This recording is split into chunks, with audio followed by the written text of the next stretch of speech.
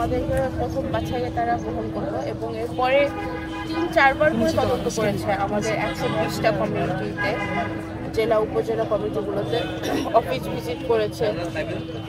তারা বিভিন্ন জায়গায় সঠিকভাবে তদন্তে যায়নি।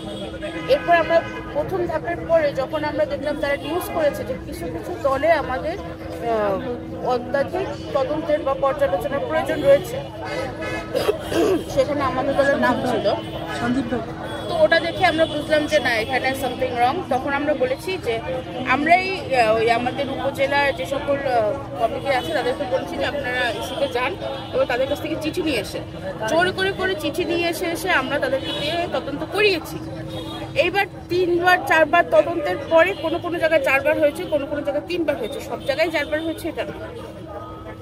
এরপরে তারা আমাদের বললো যে ওকে ফাইন, আমাদের সব তথ্য আমাদের হাতে এসেছে, আমরা আপনাদের জানাবো। এটা জানিয়েছে তাও হচ্ছে আপনার 1 সপ্তাহ আগে, 7-8 দিন আগে।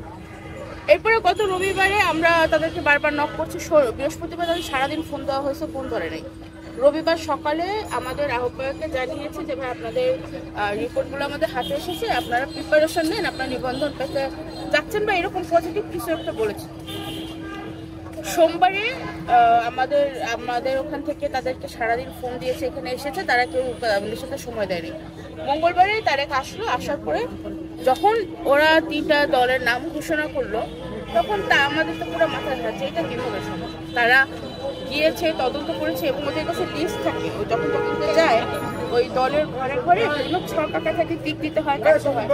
তো আমাদের সদস্যদের আমরা বলেছিলাম সেগুলো খেয়াল করতে, তারা প্রত্যেকটা জায়গায় টিক দিয়েছে, সাইন করেছে, সবই ঠিক ছিল। তাহলে এখন কি সমস্যা বুঝলাম না।